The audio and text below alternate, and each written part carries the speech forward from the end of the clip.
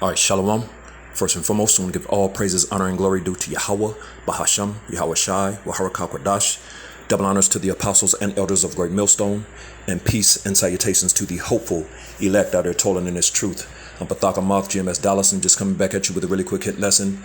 Just as you can see on the screen, man, the Lord is judging in the earth, man. You know what I'm saying? And I typed in three-way train collisions because I saw it in the chat. One of the brothers posted it in the chat, and immediately scripture started coming to me, man. You know what I'm saying? And most of these people are walking around, especially Jake. You know what I'm saying? When I'm speaking on that, I'm speaking to Jake, walking around oblivious to the judgments of the Lord, man. You know what I'm saying? And the scriptures go into that, but hey, the Lord is judging, man. You know what I'm saying? As you can see on the screen, like I said, I typed in three-way train collision, and it came up. This one is from 2 days ago, and it says CNN, despair and anguish stalks hospitals as India reels from devastating train crash. You know what I'm saying? Have another one here, BBC News. Odisha train accident, more than 80 bodies unidentified after India train crash, which I had seen when the brother had posted. It said like 280 people had died, in that, and like 1,000 were injured. NPR, a man searches desperately for his nephew who is missing after India's, I'm sure it says, train crash. The Wall Street Journal, trains restart at site of deadly crash in India. The Wall Street Journal, three-way train crash in India kills more than now we're getting up there. More than 250. I haven't seen anything, so I'm not going to go into it, but so yeah, because I saw the number they had was like up to 280. CNN, deadly train crash renews questions over safety of India's rail system.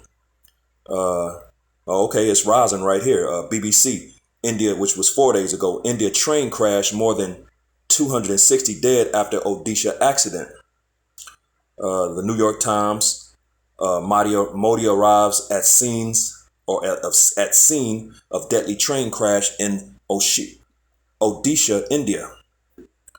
And okay, here's one 5 days ago. At least 288 killed in India's deadliest train crash in decades. So this one must be close to Al Jazeera. So this one must be closer to the one that I was that I saw. And it says, I'm gonna read a little bit. It says at least 288 killed in India's deadliest train crash in decades.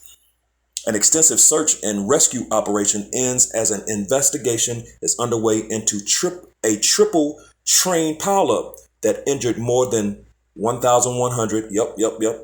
There it is. This is the one that I was seeing, I guess. And it says at least 288 people were killed and hundreds injured after 3 trains were involved in India's deadliest rail accident in 2 decades, with families still searching for their loved ones. So that numbers could potentially continue to rise. Loved ones, and an investigation into the cause underway. So there you go.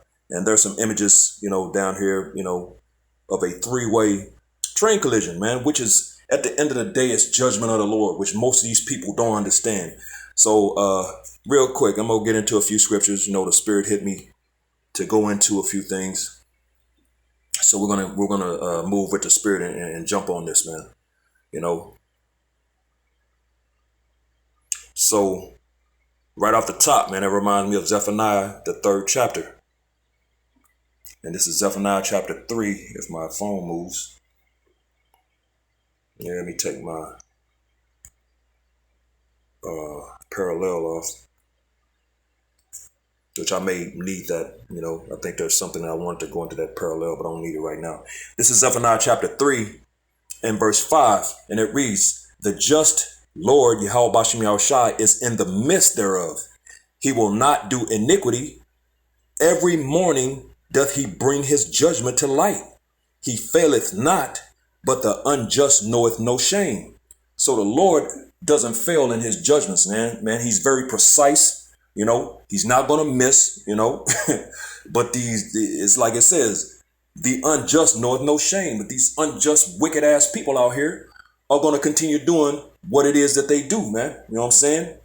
And the Lord is watching them, looking at them, and eventually he's gonna pull their card, man, pull their number. You know what I'm saying? Watching all their madness day after day, man. So again, Zephaniah 3 and 5, the just Lord Yahweh Shem Yahushua is in the midst thereof. He will not do iniquity. So when the Lord moves, it's a righteous move, man. He's not going to do iniquity, man. It says every morning doth he bring his judgment to light. These things happen every day. Every day on the earth, the Lord is putting somebody to death, man. You know, every morning doth he bring his judgment to life, which is all judgments of the Lord. He faileth not. He's not going to fail in that. He's precise. He's not going to miss. Whatever the target is, and when he pulls that card, it's over. It's just, hey, that's it, man. You know, it says, but the unjust knoweth no shame. Yeah, these people are going to continue to do what they do, and they just going to get their number, their card pulled, man. You know what I'm saying?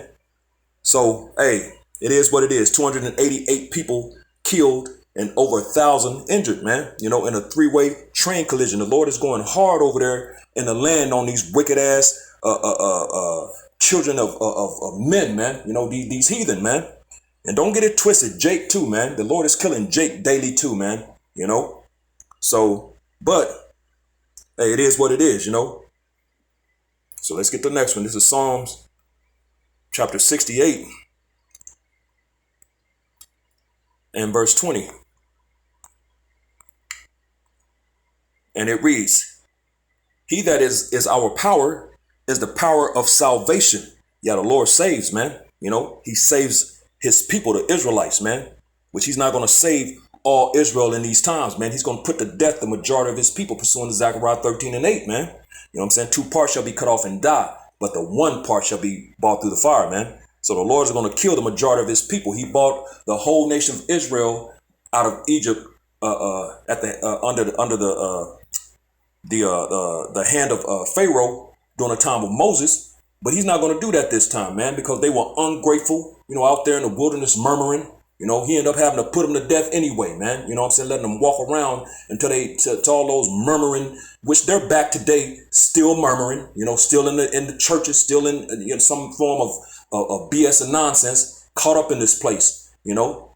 Those same ones that's coming up against the prophets, the men of the Lord, you know what I'm saying, want to challenge them, teaming up with Vocab Malone and whatever manner of what they're doing out here, man. I saw something earlier, the Apostle Gabar, I believe it was going into a lesson how this dumbass nigga, you know, went up to one of the camps and with a sign, you know, how we're supposed to love the strangers, because he went to Deuteronomy 23 and 7 with no understanding, man. You know what I'm saying? Just mangling the scriptures. You know what I'm saying? Wrong, man.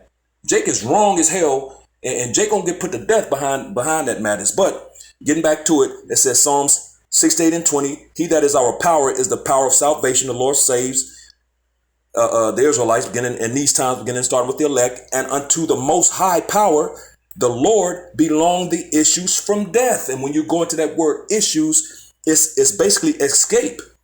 You know, to the Lord belongeth the escape from death, man. You know what I'm saying? The Lord controls these things, man. So the Lord can pull you out of the fire, man. You know what I'm saying?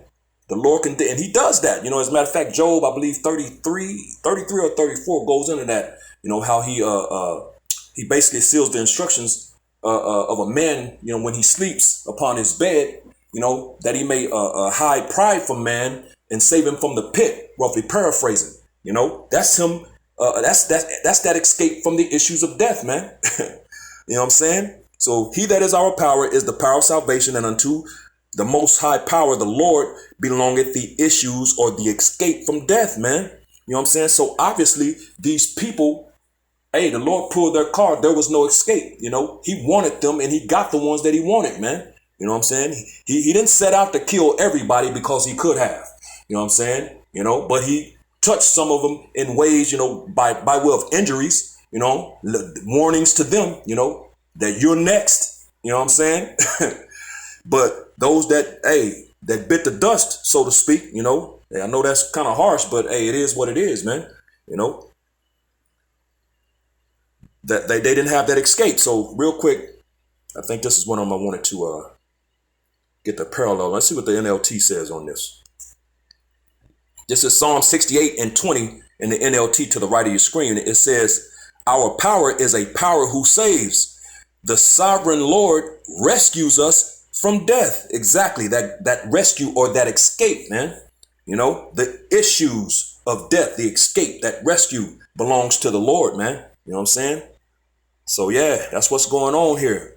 You know, the Lord is in control of these things and the Lord is judging, man. You know what I'm saying? So all those people that got put to death, that was a judgment from the Lord, man, because the scriptures say, you know, whoever perished being innocent is married. Let's get that. Job, the 4th chapter and verse 7, it says, remember, I pray thee, whoever perished being innocent. So if those people were innocent, they wouldn't have perished, man. You know what I'm saying? It says, or where were the righteous cut off? Yeah, man. You know, the righteous don't cut people off in judgment, man. You know what I'm saying? It says, verse 8, even as I have seen that, Salaki, even as I have seen, they that plow iniquity and sow wickedness reap the same. So believe you me, everybody that died on that train was sowing wickedness. You know, they were plowing iniquity, so they reaped the same, man. You know, they got that judgment. They got their card pulled, man. You know what I'm saying? So a whole lot of people lost their lives yesterday in a 3-way train accident that the Lord brought upon the earth by way of judgment, man. You know what I'm saying? So these children of men are getting it, man. This is Psalms chapter 65. Salakia, chapter 66. My bad. Psalms chapter 66 and verse 5. This is Psalm 66 and verse 5. And it reads, come and see the works of the Most High. He is terrible in his doing toward the children of men. You know what I'm saying? The Lord is terrible in his doings toward the children of men because he's not with them. And I'm going to show you exactly why. Let's go to Isaiah 40 real quick. And we're going to read Isaiah, not Ezekiel. Come on, man. This phone. Boy, Satan. He likes to try to hinder. He likes to mess with us, boy. Isaiah 40 and verse 15. And it reads, behold, the nations are as a drop of a bucket and are counted as the small dust of the balance. Behold, he taketh up the isles as a very little thing. So the Lord sees these nations as a drop of a bucket, man. If you got a bucket of water and one drop falls out, you don't give a damn about that drop, man. You know what I'm saying? So he likens the nations, the abundance of these nations, to a drop, man. It's showing you how insignificant they are to the Lord. Let's drop down to verse 17. It says, all nations before him are as nothing. All nations, all 17 other nations outside the nation of Israel, his chosen nation, whom he loves, which he does not love all of them in these times, man. He's all about his elect, you know, the elect of the Most High. It says, all nations before him, or the Israel of the Most High, Salaki. It says, all nations before him are as nothing, and they are counted to him less than nothing. And vanity, they're empty, you know. There's nothing there, man. You know, there's no profit in being a heathen. You know, you're going to lose at the end of the day. Now, there's going to come a point in time where, you know, after the 1,000 years of slavery, that the 16 other heathen nations are going to be able to, they're going to be okay, man. You know what I'm saying? They'll be able to go back to their lands, prospective places, their prospective lands, set up their economies and you know, thrive and do their thing, man. You know, there's one nation of people on a planet, the Edomites, man, the red Hebrew, the biblical red Hebrew Edomites. They're through, man. You know what I'm saying? They're going to be obliterated and exterminated off the face of the earth, man. You know what I'm saying? Pursuant to Obadiah, the 1st chapter. They're going to get burned up in a big ass bonfire, and you'll never hear from, see any, you know, signs of them ever again, man. Pursuant to Job, the book of Job, man. You know, they're gonna fly away as a dream, man. You know, like their own dung, man. You know, which when you do number 2 in your bathroom and flush, you don't ever see that again, man. You know, that's what the Bible likens this nigga as, man. He gonna be as dung, you know, that got flushed, and you'll never see it again, like a dream, flying away as a dream. You know what I'm saying? People gonna be like, Esau, where is he? Didn't they used to exist? You know, they're gonna be asking about this dude, man. You know, because there's not going to be any signs of this nigga nowhere, anywhere, because he's going to be cast out of the earth, man.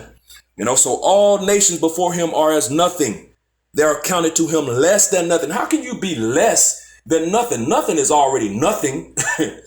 And the Lord went a step further and said less than nothing, man. You're less than that. Wow. And these people think the Lord cares about the nations. He doesn't, man. He cares about his people, and he does not care about all of them right now. Get that, man. Understand that. So the works of the Most High is terrible towards the children of men, man, like the scripture said in Psalm 66 and 5, man. And the Lord is bringing those judgments, man. Let's get one real quick. Let's go to the Apocrypha real quick. Salakia. It's not what I wanted to do. Let's get one in this. Wow. I'm just, boy, really? Salakia. Nah, that's going to take all day to pull up. Let's go, champ. The Second Ezra chapter 5. And you're going to pull that on me. Wow. It's all good. It's all good. You ain't going to take my joy, man. The second Ezra chapter 5 and verse 1. And it reads, nevertheless, as coming the tokens, all of the prophecies playing out, the things that are about to happen in the earth that are coming in these coming times, behold, the days shall come that they which dwell upon earth shall be taken in a great number. So that's why you're seeing, hundreds of people dying at once, man. Just like he killed, like, man, wow, that the earthquake that happened over there in the land, where I think it was like thousands of people. That number was high as hell, man. Those are the type of things that are going to be happening, like on such a basis that people are going to know that there's a higher power doing this. They're not going to have any doubt. They're going to know for surety, for a fact that, a power, which is the power, Yahweh Ba'Shem Yahushai, they're going to learn all of that. They're going to know that has to be what is causing these things, man. They're going to know that. So they're going to be taken in great number, man, which you're seeing these things. 280 people, is a great number of people, and those numbers are going to continue to rise, man, and get bigger and bigger. It says, and the way of truth shall be hidden, because this knowledge is going to get taken off the streets, man. The famine of the word is coming. They're going to shut down the internet, or YouTube, where you're not going to be able to get this truth. And the Lord is going to take his prophets off the street. He's going to shut, the tongue is going to cleave to the roof of their mouth. They're not going to be able to preach anymore, man. You know what I'm saying? So he's going to take this knowledge away, and the land shall be barren of faith. And everybody out here is going to lose faith, man, because when you had the opportunity, yet liberty was, which I'll get that. Let's just end it with that, Let's end it with that. Second Ezra, the 9th chapter. In verse 1, because the Lord is judging, then I'll jump down. The Lord is judging the earth which he made. This is 2 Ezra 9 and 1. It says, he answered me then and said, measure thou the time diligently in itself. And how do you do that? By way of the prophecies. You see what's going on in the earth, news clippings and news, the different news sources, and things happening in the earth. And then you filter those things through the scriptures, man, the prophecies, and you'll know where you're at. It says he answered me then and said, measure thou the time diligently in itself, because the Bible is the ultimate measuring tool. And when thou seest part of the signs past, which I have told thee before, which are the prophecies, then shalt thou understand that it is the very same time wherein the highest will begin to visit the world which he made. And that word visit means to punish. So we're in the times of punishment, judgment of the world, man, which the Lord made, because these people are wicked as all get out here, man. And the Lord is tired of it, man. It's time for a righteous kingdom to be established. The earth has been given into the hand of the wicked, Job 9:24. These devils have destroyed the earth, man. You know what I'm saying? It used to be Eden, paradise, but now it's through, man. You know what I'm saying? So they've destroyed the earth, and they're going to pay for that. Scriptures say that in Revelation, the 11th chapter, I believe around verse 18. To destroy them which destroyed the earth, man. This nigga has destroyed everything in the earth and the earth itself, man. You know what I'm saying? So let's jump down real quick to verse 11 and 12. 2 Ezra 9 and 11. And they that have loathed my law, which is 2/3 of the nation of Israel, while they had yet liberty, yeah, this grace period, this opportunity to return, because the remnant is going to return. Of course, we understand it was set up for them to reject. You know what I'm saying? 2/3 of the people to reject it, of the Israelites, to reject this knowledge. You know, that's just how the Lord has it playing out, man. It says, and they that have loathed my law, while they had yet liberty, and when as yet place of repentance was open unto them right now, understood not, but despised it. Yeah, man. 2/3 of Jake despises this word, man. They hate the prophets. They would love to get rid of the prophets and for this word to go away, man. You know what I'm saying? Stupidly is that, hey, that's some stupid, idiotic, bro, Jake is bugged out, man. You know what I'm saying? But hey, again, the Lord, you know, it wasn't given to them. You know what I'm saying? They're blinded. You know what I'm saying? So we get it, you know? Verse 12, and this is what that's going to bring them. The same must know it after death by pain. And that's what's coming to 2/3 of Jake as well, man. But these heathen are paying, man. You know, 280 people died, 288 to be exact, you know, and like 1,100 people injured. You know what I'm saying? All judgment of the Lord, man, because we're in a time of judgment. The Lord is visiting the earth in which he made, you know what I'm saying? And he's bringing those punishments with him. So, hey, like I said, I saw that, you know, wanted to do a quick hit lesson. Hopefully this was edifying to the hopeful elect. With that, giving all praises, honor, and glory due to Yahweh, Bahasham, Yahweh Shai, Wahar Kakwadash. Double honors to the apostles and elders of Great Millstone, and peace and blessings to the elect, the house of David, the Bayath, Shal, Dawadash, Shalom.